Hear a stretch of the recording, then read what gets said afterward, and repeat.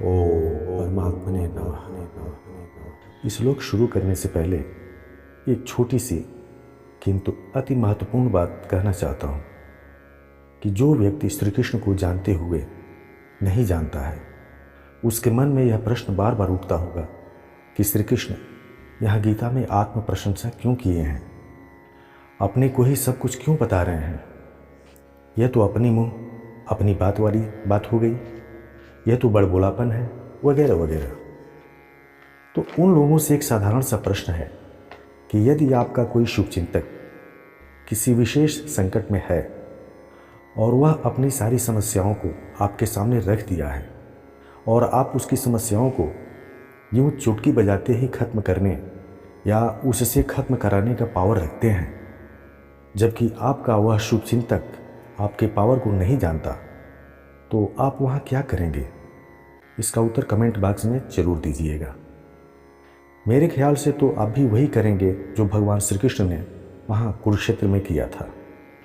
तथा दूसरी बात यह कि उस कुरुक्षेत्र में श्री कृष्ण अर्जुन का वार्तालाप चिल्ला चिल्ला कर या ढिढोरा पीट कर नहीं हो रहा था। श्री कृष्ण उस ज्ञान विज्ञान और गूढ़ रहस्यों को सारी सेना व सारे संसार से नहीं बता रहे थे। वे तो सिर्फ अपने मित्र व शिष्य अर्जुन से अपनी और समूचे ब्रह्मांड की सच्चाई बता रहे थे।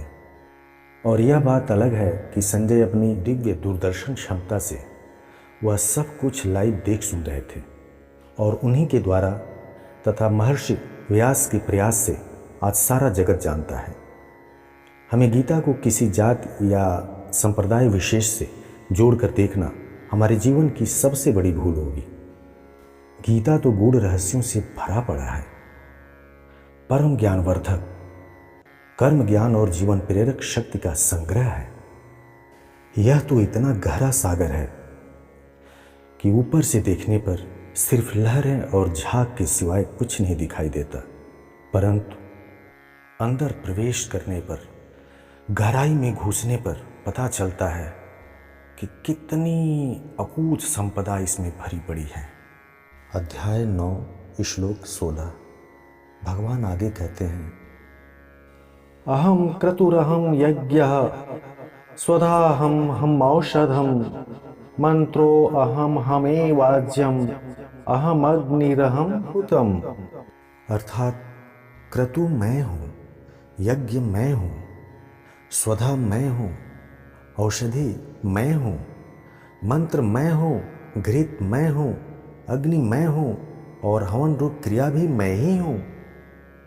पिताहमस्य जगतो माता धाता पितामहः वेद्यं पवित्रमोंकारं ऋक्साम यजुरेव च। मैं ही इस जगत का पिता, माता, धाता अर्थात धारण करने वाला और पितामह हूँ। मैं वेद्य अर्थात जानने योग्य वस्तु हूँ, पवित्र ओंकार तथा ऋग्वेद, सामवेद और यजुर्वेद मैं ही हूँ। गतिर्भर्ता प्रभुः साक्षी निवासः शरणं सुहृत प्रभवः प्रलयः अस्थानं निधानं बीजं व्ययम्। अर्थात लक्ष्य, भरण पोषण करने वाला स्वामी, साक्षी, निवास, शरण स्थान, मित्र, उत्पत्ति, प्रलय स्थान, निधान तथा अविनाशी बीज भी मैं ही हूँ। तपाम्यहम वर्षम निगृह्णाम्युत्सृजामि च अमृतं चैव मृत्युश्च सत्सच्चाहम अर्जुन। हे अर्जुन, मैं ही सूर्य रूप में तपता हूँ, मैं ही वर्षा के जल को निग्रह करता हूँ और उसे बरसाता हूँ, मैं ही अमृत तथा मृत्यु हूँ और सत तथा असत मैं ही हूँ। त्रैविद्या माम सोमपाः पूतपापा यज्ञैरिष्ट्वा स्वर्गतिं प्रार्थयन्ते ते पूर्यमासात् सुरेंद्रलोक मश्नन्ति दिव्यान् दिवि देवभोगान्। अर्थात तीनों वेदों में कहे हुए सकाम अनुष्ठान को करने वाले और सोमरस को पीने वाले जो निष्पाप मनुष्य यज्ञों के द्वारा मेरा पूजन करके स्वर्ग प्राप्त की प्रार्थना करते हैं, वे अपने पुण्यों के फल स्वरूप इंद्रलोक को प्राप्त कर स्वर्ग में देवताओं की तरह दिव्य भोगों को भोगते हैं। यह रहस्य बताने के बावजूद भी भगवान श्री कृष्ण वेदों में कहे गए कामना युक्त कर्मों की हमेशा उपेक्षा किए हैं। इस अध्याय से पहले भी और इस अध्याय के बाद भी वे सिर्फ अर्जुन को बता रहे हैं, उस मार्ग पर चलने की बात बिल्कुल नहीं कहते। अर्जुन कितने भाग्यशाली और पुण्यात्मा थे जिन्हें साक्षात भगवान श्री कृष्ण का मित्रवत प्रेम और शिष्यवत स्नेह प्राप्त करने का सौभाग्य प्राप्त हुआ। कर्म अकर्म, कर्म बंधन, कर्म फल, धर्म, ध्यान, जन्म, मृत्यु, सत्य असत्य, ज्ञान विज्ञान इत्यादि जीवन से जुड़े हर विषय को भगवान ने अर्जुन से कह डाला। शायद कुछ भी शेष नहीं रहा। यहाँ इस श्लोक में भगवान ने जो कहा है कि त्रैविद्या माम सोमपाह पूत पापा यज्ञैरिष्ट्वा स्वर्गतिम प्रार्थयन्ते, तीनों वेदों में कहे हुए सकाम कर्मों को करने वाले, यानी वे कर्म जिनसे अपनी कामनाएं पूरी हों, सुख और भोगों की प्राप्ति हो, और सोम रस का पान करके जो निष्पाप होकर यज्ञों के द्वारा मेरा पूजन करके स्वर्ग प्राप्ति की प्रार्थना करते हैं। इस श्लोक का पहला हिस्सा दोबारा कहने का उद्देश्य सिर्फ इतना है कि मुझे सोम रस के बारे में कुछ बताना है। सोमपान यानी सोम रस का पान। सोम रस को जानने की जिज्ञासा जरूर होगी आपको, मैं बताता हूँ। इसकी विशेषता जानकर आपका भी मन लालायित हो जाएगा इसे पीने के लिए, परंतु यह अत्यंत दुर्लभ है। सोम रस एक दुर्लभ वनस्पति सोम या सोमलता की लताओं से प्राप्त होता है। इन लताओं को कूट पीसकर छानकर जो निकाला हुआ रस होता है वही दिव्य रस सोम रस कहलाता है, जिसे दूध, दही, घी, शहद या भोजन में मिलाकर खाया या पिया जाने का उल्लेख है। यह स्वाद में मीठा और मादकता लिए होता है। प्राचीन काल में ऋषिगण और देवताओं का यह प्रिय पेय था। भगवान इंद्र को तो यह अत्यंत ही प्रिय है। ऋग्वेद, यजुर्वेद और सामवेद में इस विषय का अध्ययन करने पर जो विशेषता सामने आई है वह यह कि इसे ग्रहण करने वाला कभी भी वृद्ध नहीं होता।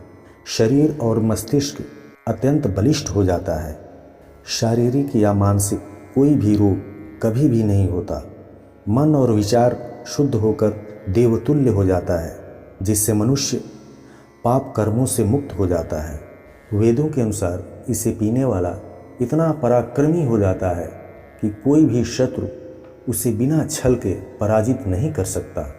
और तो और इसे पीने वालों पर किसी भी विष का असर नहीं होता। अब आजकल सोम रस के विषय में जो भ्रम है कि सोम रस शराब को कहते हैं, सर्वथा गलत और भ्रामक है।